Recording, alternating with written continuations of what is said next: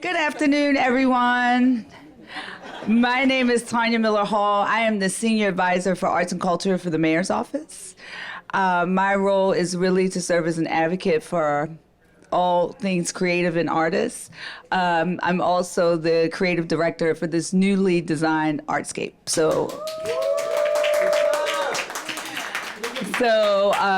This is In Conversations. We have In Conversations and a film track here today.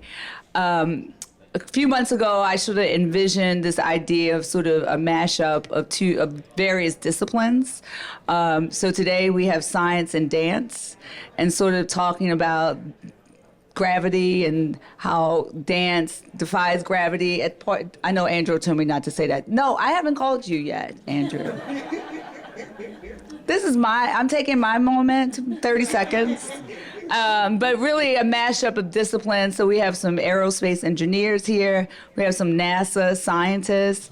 We have a dancer, a professional ballet dancer, I believe. We also have a modern dancer, Sharena. And I'm going to call out their names, so I'm going to try to get it right. And so we're just really excited about this sort of In Conversation series that we'll be putting on for the next 2 days. And without further ado, I'm going to introduce the moderator, who is a friend, and my friend Kendra's husband over there. Andrew is probably one of the smartest people I know, and the funniest persons I know. He is a personal friend. He is an aerospace engineer. He is taught me all things about payloads going to space. See, you're impressed, right? Right? I listen. Yes, and he is a wonder. And so I'm going to bring Andrew over to the stage so he can introduce the rest of the guests. Show me a hug. Is it curated hug? Yes, there you go. All right, we're going to get right into it, everybody. Hi, I am Andrew, aerospace engineer from birth. There was no way around it. I want to introduce the panelists. We got Chanel Duncan, come on down, NASA scientist, engineer, and musician, right? Sharena, would you come next? Sharena Christmas. Sharena's everything. Entrepreneur, cultural worker, multidisciplined performance artist, and just really so happy to have a part of this conversation. Faulkner is our dancer and instructor, but also a scientist, social scientist. So just so everyone remembers, this conversation is really about the intersection of science and art and how they play off one another. And last but not least, Deja Duncan. Deja, No, you're on the side. yeah, we're going to kick you out the other side. Deja is a systems engineer at Northrop Grumman. Obviously, fashion is key here. So listen, I want to start, and how this whole conversation got started was a really wonderful conversation at Mark and Tanya's house. Tanya, who was just out here, her wonderful husband, Mark, who's a dear friend. And we just really started talking about the intersectionality between technology and art. And it was just such a funny conversation because Tanya was just coming at it from this artist aspect. And I'm such a nerd that I kept correcting, like, no, that's, physics. And it was just a really interesting conversation. But then we went down this path. And I think this is a really great place to start the conversation. And it's kind of a story. So for the first couple 100,000 years of humans being on this planet, fire was something that just happened. It just happened. And then there was a technological revolution. We got control of fire, right? We learned how to produce it and control it somewhat, right? But we got good at it.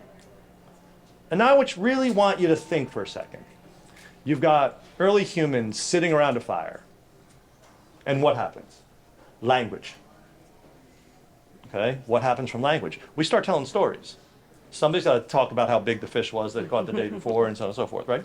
But think about this for a second. And then we can control fire. So now we have pottery. Well, we control fire. We can make different art implements. So we don't just have poetry, we don't just have storytelling, we have all different kinds of arts. And then we get better at fire and we have the Bronze Age, right? And what does that mean?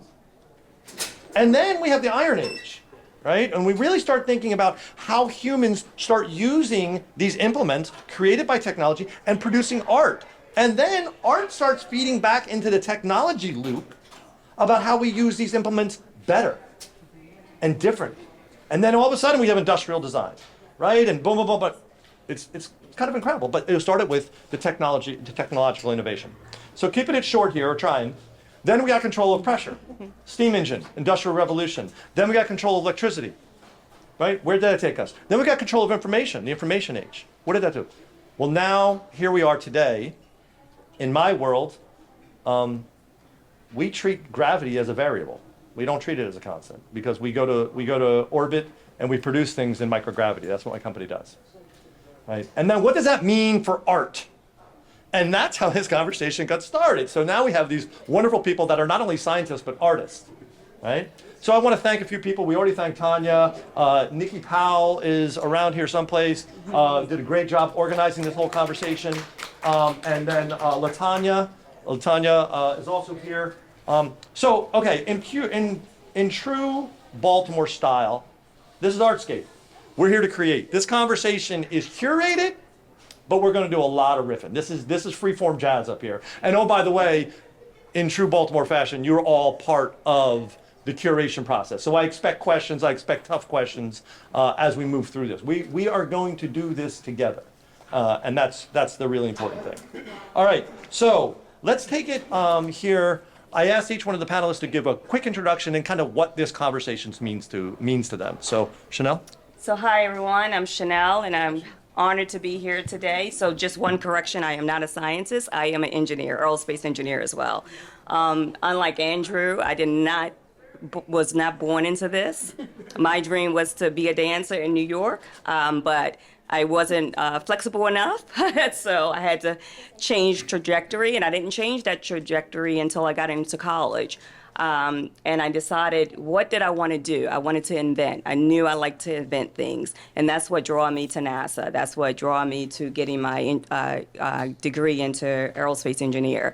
And one of the things for NASA, for me, is I work on missions from weather satellites, where we study fire through infrared, where we can see through the fire. And I work on Mars missions. I work on a plethora of missions.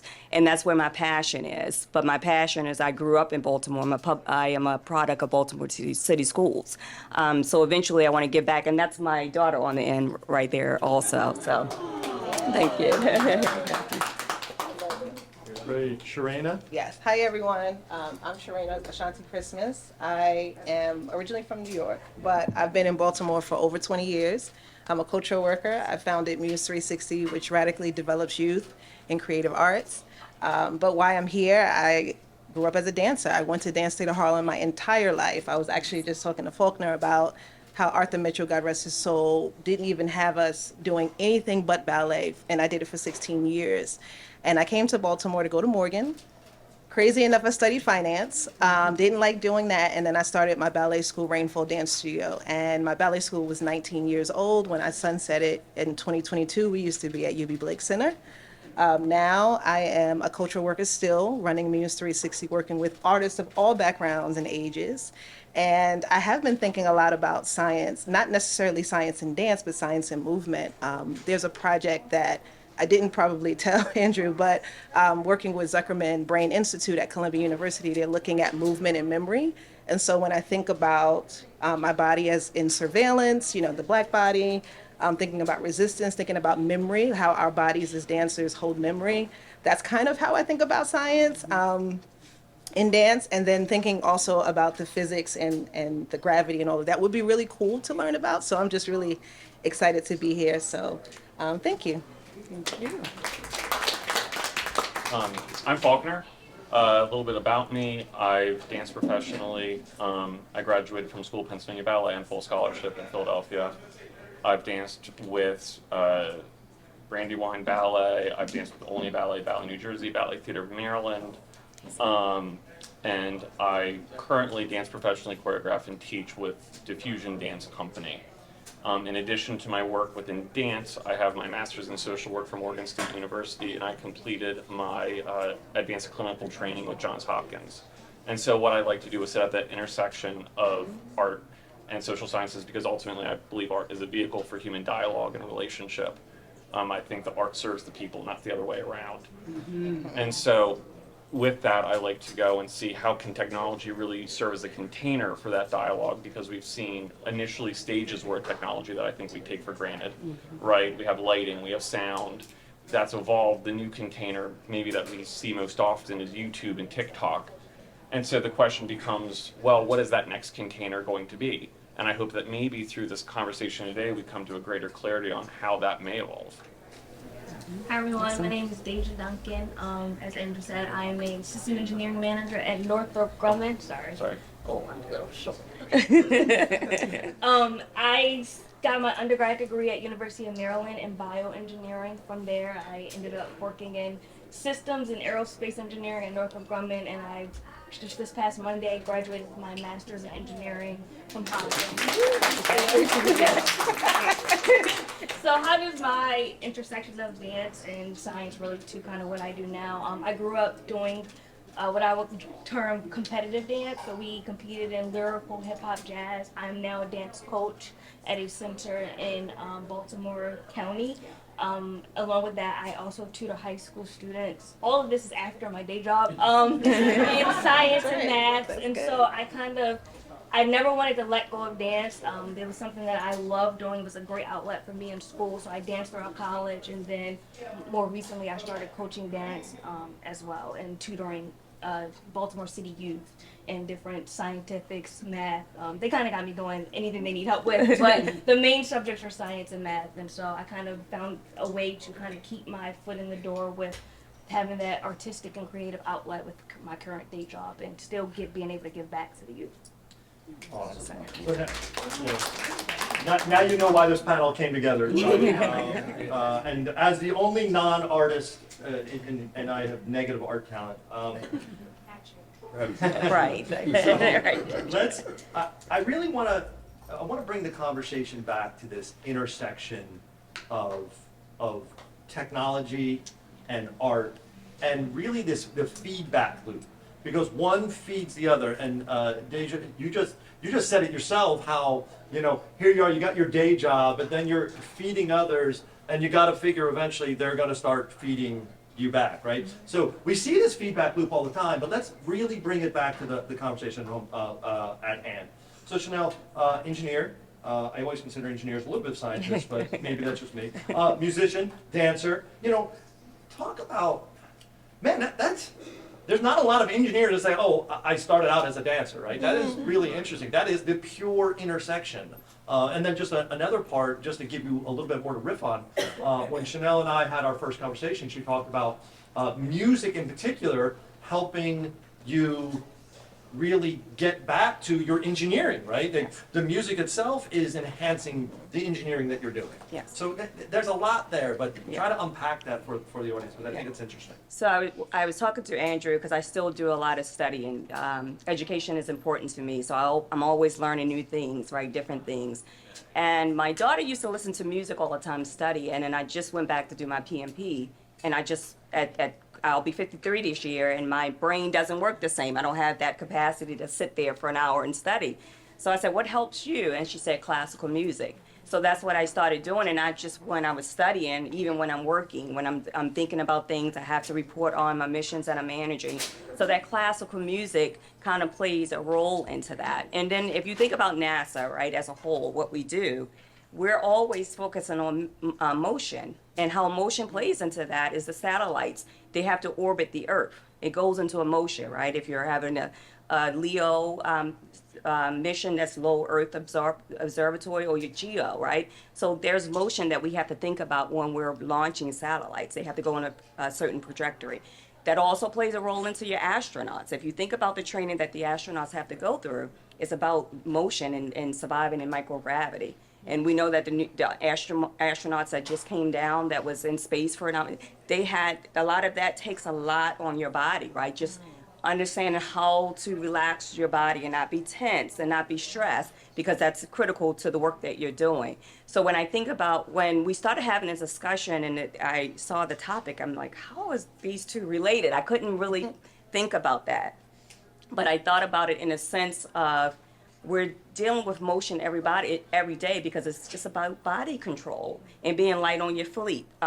And NASA actually has partnered with some dancers that want to choreograph things that touches on motion and being fluid.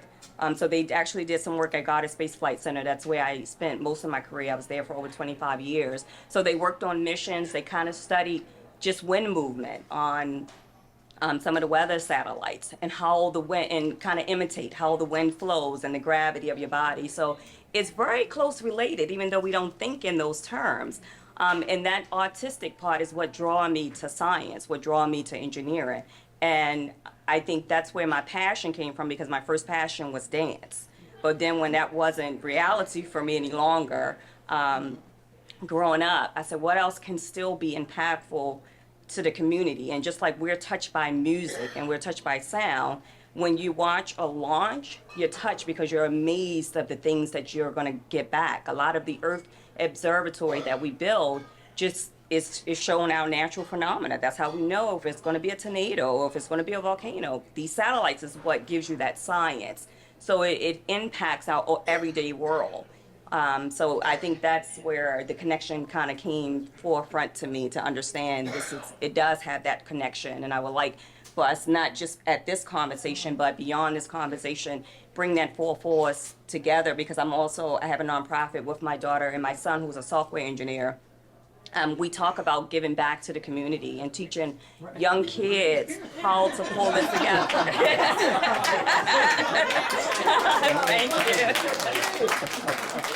Right. No, but it's important, because I think our kids, we see one thing, we just think we're a football player or we're a basketball player, we just do one thing. We can do it all. We can do it all, right? And that's what NASA has taught me, that there's so many opportunities to do. There's so much more that we need to learn. And I think to learn it as a community is what helps and strengthens us all. So, Yes, Mom. Yes. thank you. Thank you. You want to give me some advice? I would encourage, Chanel talked about seeing a launch. I don't think we realize how blessed we are living here in Maryland. 3 hours south of here is Wallops Island. You can go down and see a launch almost every month of the year. And I would encourage you, it's a great day trip and will Amazing. blow your mind to be within a couple miles of a launch vehicle going up. Hey, Sharina, so look, that was a lot. Thank you so much. Oh, you're welcome. In all the best ways. So Sharina, I mean, we talked about this the other day, and it was interesting. I called Sharina, and bear with us, no offense to the only pure artist we have on the panel, right? Everybody has, but the illustration and your cultural work, like really focused on dance, so help kind of connect a little bit more of some of the things we're talking about in science and so on and so forth to that art, and not just movement. This is about movement, this conversation. And I think there's another interesting piece about what is art as we enable a gravity-free environment or a microgravity environment. What is art? What's that evolution look like? That's a big question. I'm more than happy to make this question. Well, I want to also preface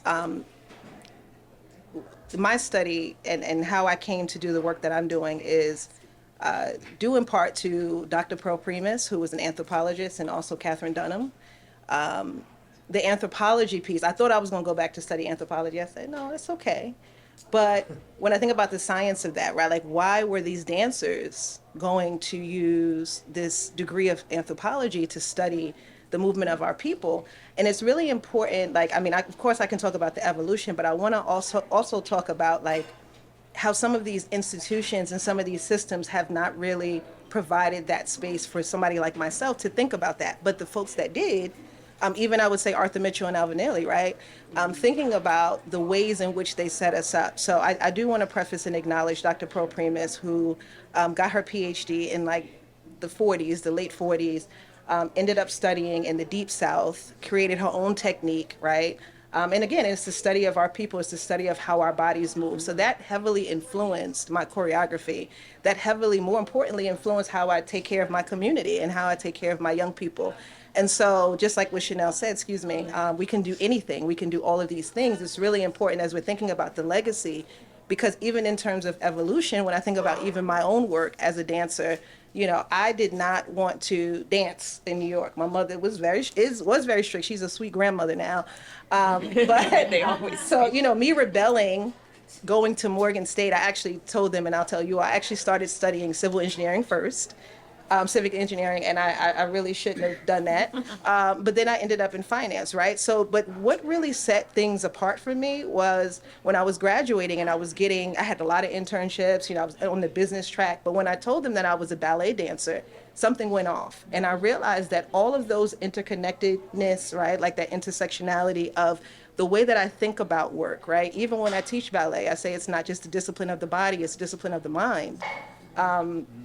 I have used mathematics, to be honest, to teach ballet. You can imagine I was not the most favorite. Like, this person is so mean. I'm like, do you know how it's 8? Okay, it's 4, it's 2. So, you know, and also when I was at Dance Theater Harlem, one thing that Arthur Mitchell had us do was we had to learn piano, but not like just we had to read music. And so again, I was very rebellious. I did not want to do, first of all, it was Harlem in the 90s, so I wanted to be outside, right? But when I think about all of these things as an adult and how I'm able to bring these worlds together, right? Even my pursuit to ask the Zuckerman Brain Institute, which is in Harlem now, from Columbia University, hey, can I do a study with a scientist on memory, right? When I think about that, I'm thinking that it's bringing our communities closer to thinking about how evolution lays out. In terms of like how space and gravity and those things are happening, you know, I'm going to be completely honest. I think that what's really important, and one of the things that I've learned in my cultural work, is that we need everyone. So that might be Chanel's, you know, specialty, and then my specialty is to bring the dancers to her. Or, you know, it might be, you know, Faulkner's specialty to kind of, you know, bring in some things, right? But I want to really make sure that I drive home that evolution can't exist without everybody joining in that.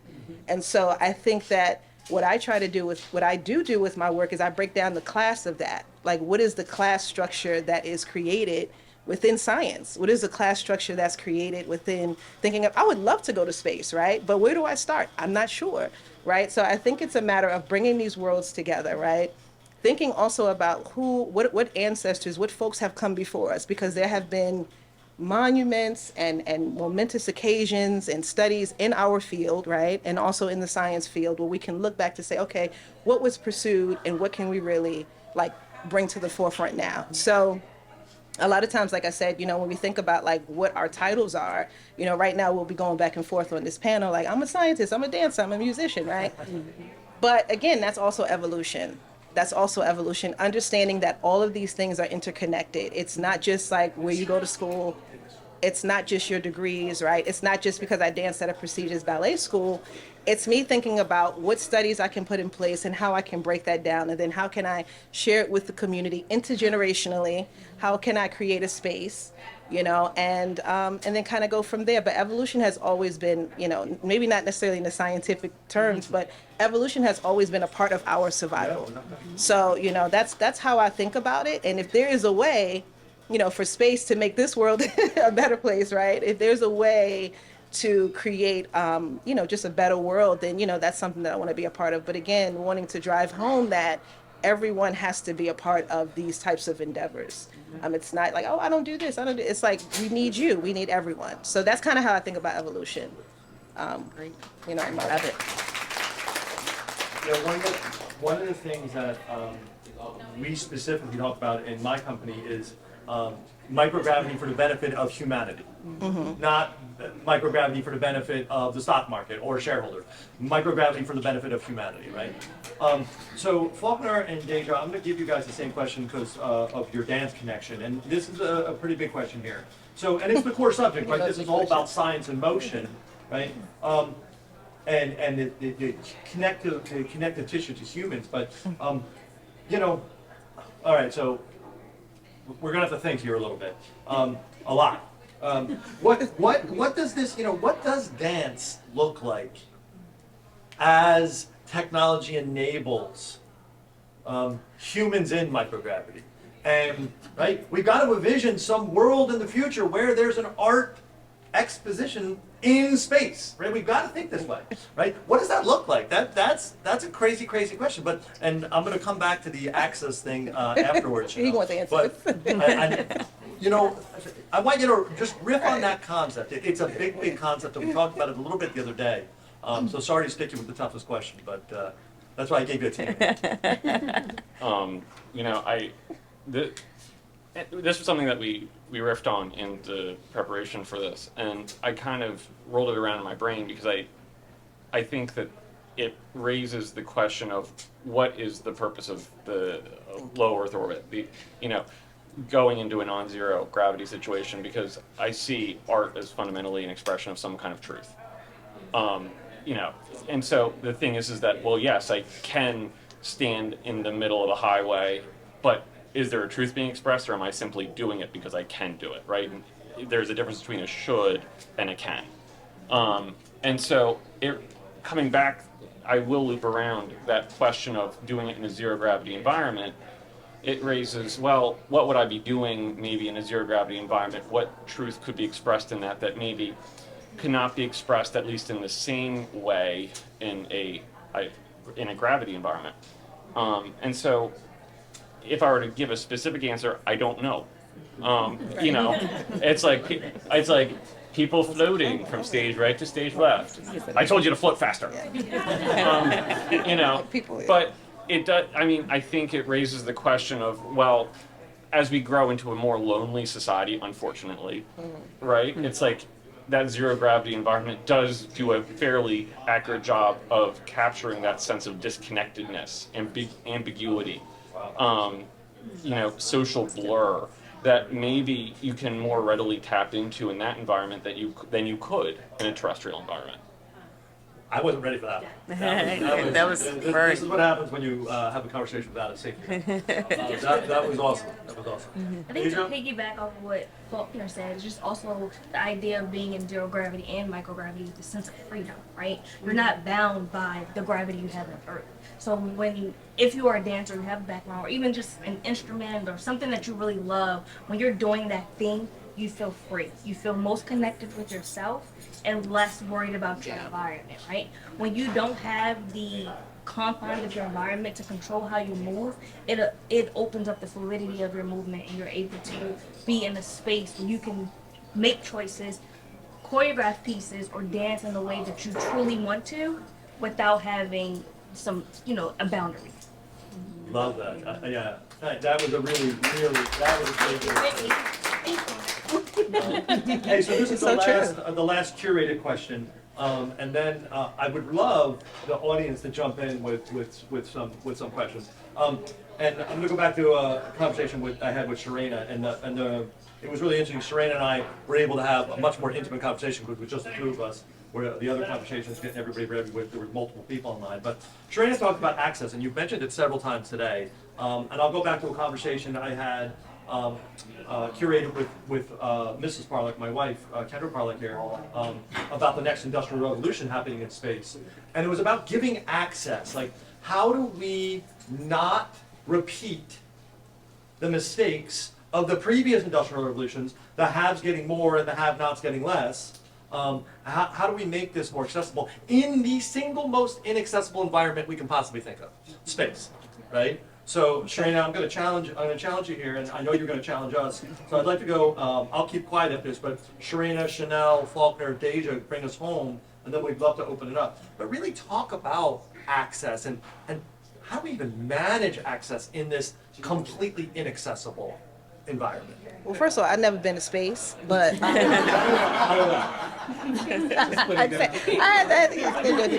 it's true, right? But no, I think that, okay, so let's go back. Because as artists, a lot of times I found myself in this particular city or in New York or wherever, you know, I study or what have you, and we want to talk about these binaries, the science, and we want to talk about dance or art. But it can't just be that. Because we're living in a society where in some areas people live 80% below the poverty line. So I think that someone said, I think Faulkner might have said, it's like, should we do it, or can we do it, or like, you know, it's like, when we think about access, it's a broader construct for a person like myself who is a cultural worker. And I don't know if you've ever heard of that term, but that term is about access. It's about me wearing multiple hats, you know, in the pursuit of building a legacy for myself, my people, yada, yada, right? So when we think about access in a city like Baltimore, let's just bring it down a little bit. You know, what is important for young people and their families to understand, right? What is important when we have a seat at the table? Because I'm not always at those tables when we're talking about, hey, like if these dreams that Andrew is actually propositioning us with, like how can those folks start to think about some of the other things that need to be taken care of before they get to that part? Because does everybody even have access to high level art, high level dance? You know, I remember being funded and people wanted me to, because I used to say I have high quality arts programming. And they would say, well, isn't it like community just dance? Isn't it? No. I come from, do you know the legacy of Dance Theater Harlem? I think that this city particularly could really benefit from looking at the history of Baltimore in terms of like some of the older systems, right? Like redlining. One of the other systems that limited access was not protruding the history of this being a city with the most free Black people, right? So when you think about like not repeating the systems, I think we have a lot of work to do, right? I'm gonna leave it there because I'm not the person to, maybe I am the person to orchestrate it, we'll see. Because we can do all those things, but I think that making sure that it's diverse, not just in terms of race, right? It's not just in terms of race, because this is a predominantly Black city, right? But in terms of how we think, in terms of how we're thinking about, not creating additional class systems, how we're thinking about transportation, right? Because what happens is, let's say, for example, I can break the barriers for access. But then I bring all of these people here and they're like, well, I'm hungry. Well, I don't have a place to live. Or actually, I don't know how to read at that level. Or I'm very scared because I have trauma. Okay? So I think that what separates a person like, and I don't want to say what separates, but I think that one of the things that we can think about is when we think about movement and dance, historically it has been used to, in our communities, particularly Black communities and indigenous communities, to heal. Right, we move our bodies to move the energy, right? So I think I don't know who was talking about going up to space and just not having those constructs, right? I think like even assimilation of that, what could that do to heal, a person? So that's why I asked, like I said, at the Zuckerman Institute at Columbia, I asked about like, hey, can I examine memory? So one of the research intentions that I'm doing right now is the pedagogy of memory through the Black body, but mostly through movement. And like, what does that look like when we use movement to think about, memory? What does memory do, right? Because that's even as we are raising children, that's what happens, right? So again, like when we come back to access, if I'm able to break down those walls, that's fine, right? But I do think that it also has to be me at the table saying, you know what, does everybody have a fair shot, right? What are some of the other concerns? Because for me doing this work for 20 years with young people, I have big dreams, right? I want all of the young people to be these amazing artists, these amazing people, more importantly, amazing people, right? But sometimes, most of the time, I'm met with social issues, right? Like, and I'm not a social worker, right? Do I even have the resources and the investment, okay, from the city or from any place to address those issues? Because I want to teach dance, but now I can't teach dance because now I have to address these other situations. So I think that when we're talking about access, it's easy for me to say, okay, Chanel, can I bring 40 young people to your job? Yes, I would love to do, we can do that. They get there, they feel intimidated, they feel like it's not a place for them. Nothing against what she's doing. She's doing everything that she can. But these are the challenges that we're up against. Yeah. So again, I would say like to not replicate a system, that system, has to be dismantled. Yeah. And then in addition to that, you have to have, like I said earlier, you have to have everyone. And what happens when you have everyone, you're going to have conflict. I actually love conflict. I think that it helps to expand us, My mother said you can't grow without pain. I hated when she said that. Because I was like, dang, Ma, that's kind of harsh. But then I got older and I was like, oh, okay, yeah, I've grown from this experience, right? But I think that, like I said, again, when you have that conflict, when you have these disagreeing minds, like I said, because you don't want to just have one particular person from one background and one race, right? When you have that conflict, when you have those expertise, when you have all of that beautiful mix-up, if you will, you'll be able to birth something. And I truly believe that the work that I'm still able to do with a little bit of funding and a little bit of resources, has everything to do with what lives within my body, and me including everyone. One of the things that, when I think about access right now, we're talking about, let's say on the basic level, education. So when we think about like the materials that we may or may not have access to, it's like, well, what do you do with that, Sharena? So one of the things that I did do when I closed my dance school was I took the house that I owned, and now I have a space called the 360 House. And so I work with young artists, and they can come in and they can study, and they can work within the archive. That we partner with Afro Archives, right, which is a science within itself. But this summer we're actually doing the Black Femme Freedom School, and if anybody knows the history of freedom schools, okay, it's about teaching practical skills.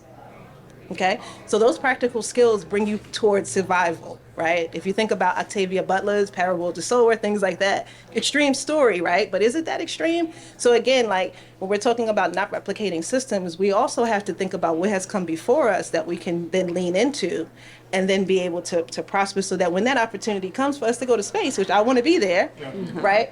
I'm able to bring everybody with me, I think it's interesting, access to space. And I'm sorry to be so myopic in my thought, and I'm trying to expand it, but there's so many more pieces that have to happen before that. Yeah. The workforce development, the education, the making sure people can even learn because they've healed the trauma. So, Chanel, please, that was a lot. Thank you, and beautiful, but a lot to think about. So, how would you riff off? So I'm going to try to have this story without getting emotional, but it's important to access the space, and that's why we started Vision for STEM, because I was that young child that went into those engineering rooms and I didn't belong. I grew up, my dad was around, but he was in and out of jail because he was on substance abuse, right? And anyone that knows about that, so I also have 2 mental health practice where I deal with people dealing with substance abuse, because as a child I didn't understand why my dad wasn't always available. But what that did for me, you talked about the conflict and the perseverance and the things that you have to go through. I think if I didn't have those struggles, I wouldn't be the person I am today. I wouldn't feel comfortable to walk in those rooms and sit at those tables. I've been in those rooms where they come in and we have major reviews that we have to go through at NASA, and they would think I'm the admin or I'm the administrator. I would wear my hair in a bun and put glasses on so I could appear to be older, right? And then I started not making those excuses, because I had a daughter that I wanted to go in those rooms, and I wanted her to be confident in who she was. But one of the things that I've always told her is make certain that you're prepared. And we had to prepare 2 times harder, right? So when I thought about Vision for STEM, initially it was just going to be for young girls. But then I had a son who was also in that arena, right? So I opened it up to marginalized kids. And that was where my idea for Vision for STEM is to give back to my community. So not only my children can succeed, but other kids can succeed, right? Because if we're in a society and only half of us are doing well and the other half is struggling, they're going to come for what you have. So why can't we just make certain that all of us have access to these opportunities? I bring in interns because it's so important to give back to a community that raised me. I travel all over the world, thank God, and I don't know what's going on now in the world with the federal government, but it's afforded me to see places that I never thought I would travel to, from spending time in Japan and Italy and just engaging, and not just with, my people that look like me, but people outside of me, because that's where I learn. I don't learn just from my community. I learn from all communities because it allows me to be respectful of other communities.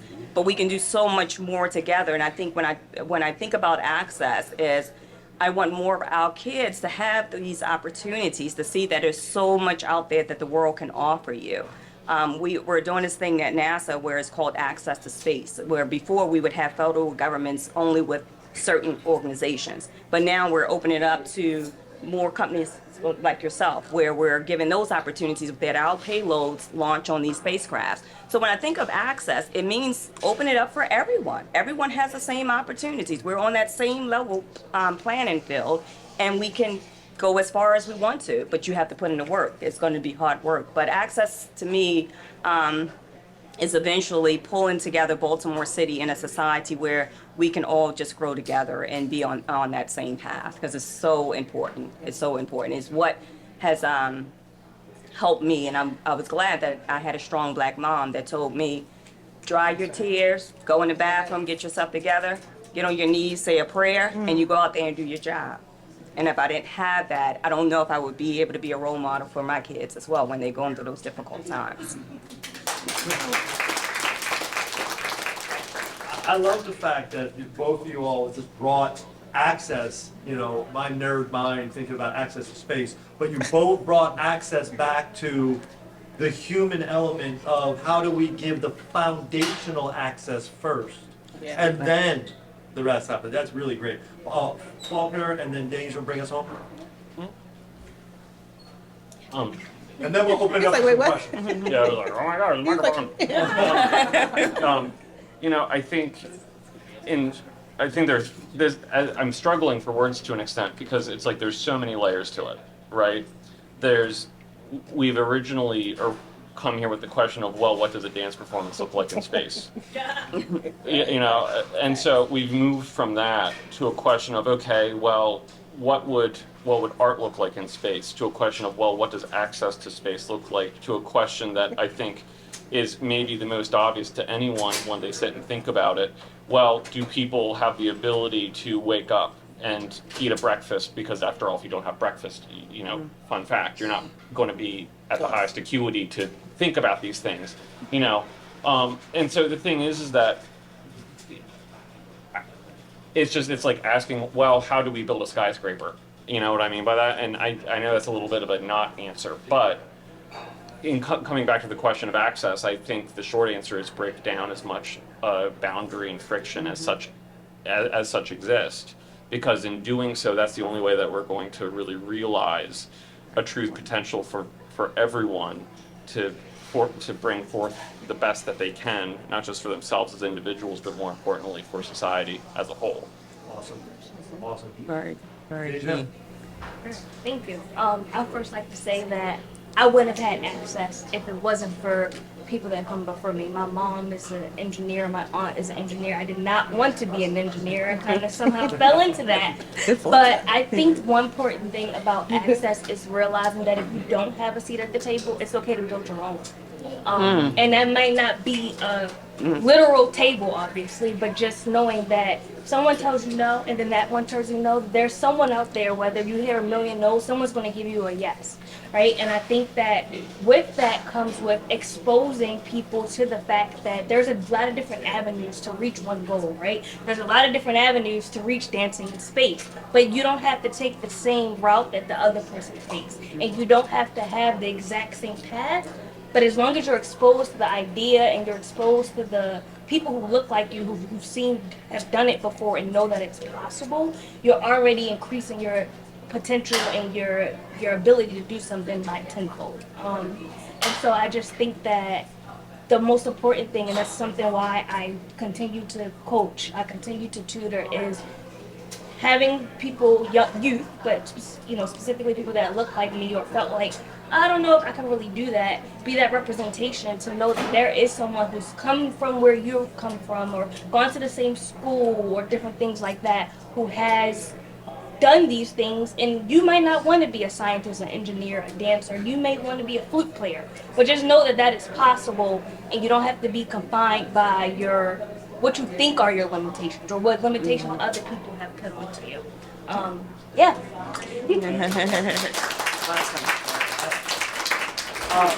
Moderator's prerogative, I know we gave a hand, but I think she needs a bigger one. Deja got her master's in systems engineering from Johns Hopkins.